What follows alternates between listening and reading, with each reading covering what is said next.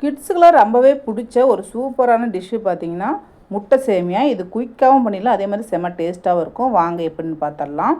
அதுக்கு பாருங்கள், ஒரு பவுலில் ஒரு 1/2 லிட்டர் அளவுக்கு தண்ணி ஊற்றிட்டு கொஞ்சம் உப்பு கொஞ்சம் எண்ணெய் சேர்த்துட்டு ஒரு கப் அளவுக்கு நான் சேமியா போட்டு வேக வச்சு இந்த மாதிரி வடிச்சிட்டு பச்சை தண்ணி ஊற்றி வச்சுக்கலாம். அதுக்கப்புறம் பேனில் கொஞ்சமாக எண்ணெய் ஊற்றி ஒரு 2 முட்டையை மட்டும் உடச்சி ஊற்றி இது கூடவே கொஞ்சமாக உப்புத்தூள், மிளகுத்தூள், மிளகாத்தூள் இதெல்லாம் போட்டுட்டு லைட்டாக அப்படியே மிக்ஸ் பண்ணிவிட்டு அதுக்கப்புறம் இந்த மாதிரி தனித்தனியாக உதிரியாக வந்ததுக்கப்புறம் அதை நம்ம தனியாக ஒரு பவுலுக்கு எடுத்து வச்சுக்கலாம். மறுபடியும் அதே பேனில் கொஞ்சமாக எண்ணெய் சேர்த்துட்டு இது கூட கடுகு உளுத்தம்பருப்பு சேர்த்துக்கலாம்.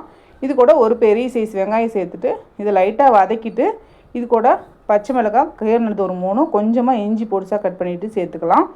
இப்போது தேவையான வெஜிடபிள்ஸ் சேர்த்துக்கலாம். நான் கேரட் பீன்ஸை ஃபஸ்ட்டு சேர்த்துக்கிறேன்.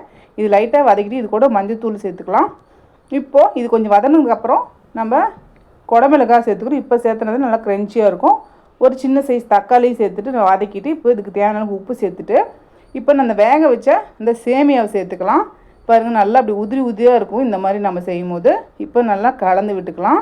நல்லா கலந்ததுக்கப்புறம் இந்த முட்டையும் சேர்த்துட்டு மல்லித்தலையும் போட்டு எடுத்தால் சூப்பரான நம்ம முட்டை சேமியா ரெடிங்க.